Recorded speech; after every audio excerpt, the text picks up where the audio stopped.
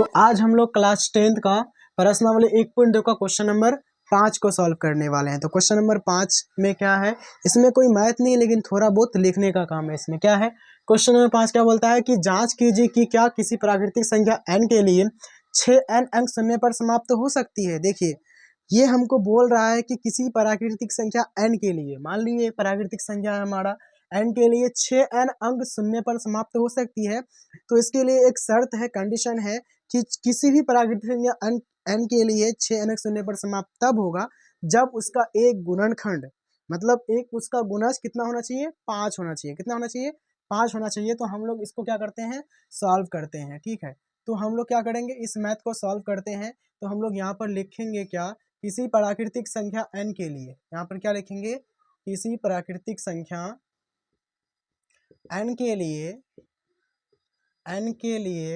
6n अंक, n के लिए 6n अंक शून्य पर समाप्त होगी, पर समाप्त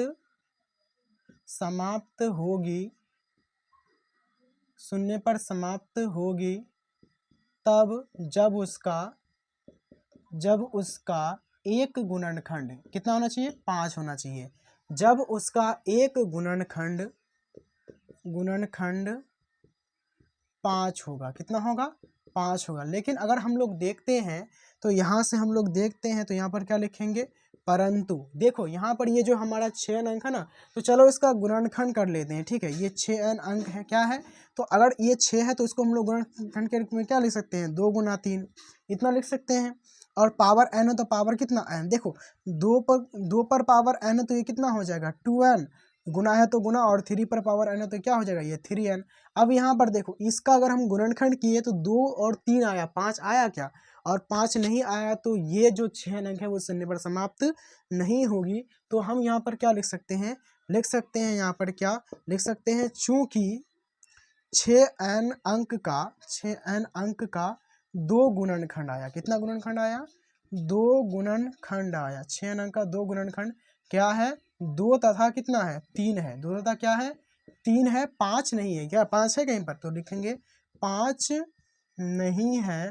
तो यहाँ लास्ट में हम लोग क्या लिखेंगे कि अतः किसी प्राकृतिक संख्या n के लिए,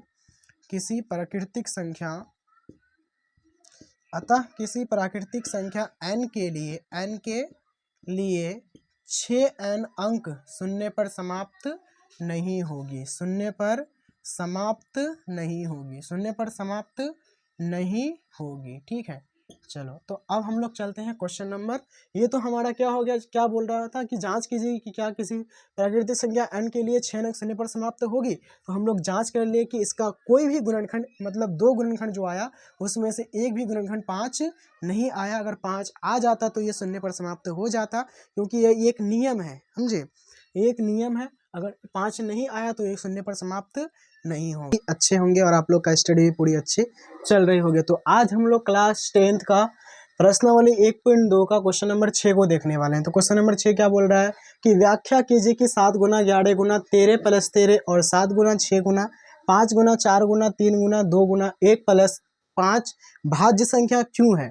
ये दोनों जो है, हमको जो दोनों संख्या दिया हुआ है बड़ा बड़ा, ये दोनों भाज्य संख्या आखिर क्यों है, बस इसी को हम लोग को सॉल्व करना है। तो सबसे पहले चलते हैं, हम लोग क्वेश्चन को सॉल्व करते हैं। ठीक है, और ये दिया हुआ है तो क्या लिखते हैं, गिवन। ठीक है, चलो तो सबसे पहला जो हमको दिया हुआ है, क्या दिया हुआ है, ये दिया हुआ है 7 गुना 11 गुना 13 प्लस कितना दिया हुआ है, 13। चलते इसमें से हम लोग कॉमन लेते, देखो 2 है यहाँ पर तो एक कॉमन ले सकते हैं हम लोग, 13 को कॉमन ले लिए तो कितना बचा, तो 7 गुना 11 गुना, देखो 13 से 13 भाग लगा 1 बचा, प्लस फिर 13 से 13 भाग लगा 1 बचा। उसके बाद यहाँ पर क्या हो गया, तो ये 13 है तो 13 इंटू 11 साथ कितना हो गया, 77। 77 को 1 से गुना करोगे 77 ही होगा, प्लस 1 है तो प्लस 1। अब यहाँ से कितना हो जाएगा, ये 13 हो जाएगा, और गुना जब ब्रैकेट हटता है तो गुना का चिन्ह हटता है, तो 77 और 1 कितना हो जाएगा, 78। तो जब 13 और 78 को गुना करोगे ना तो कितना आएगा, तो इसका आंसर आएगा 10 14। कितना आएगा, 10 14। अब हमको ये संख्या दिया है तो इसको भी देखना, तो यहाँ पर लिखेंगे क्या, पुनः, या अगर अंग्रेजी में लिखना चाहे तो आप यहाँ पर अगेन लिख सकते हैं, अगेन।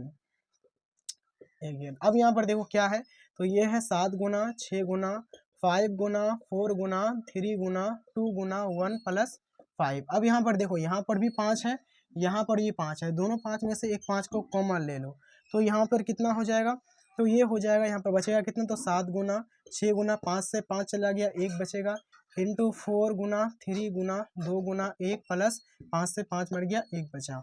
अब यहाँ पर कितना हो जाएगा, ये है हमारा 5 इंटू, अगर हम क्या करेंगे, इन सब को अगर गुना करते हैं ना, इन सब को अगर गुना करते हैं तो आ जाता है मेरा 1008, प्लस है तो प्लस 1।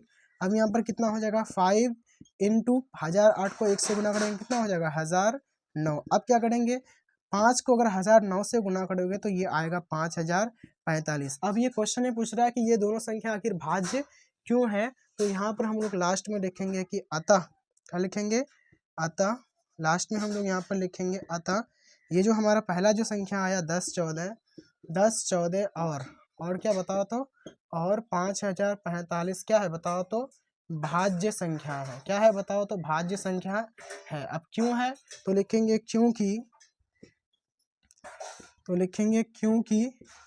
यह दोनों संख्या खुद के अलावा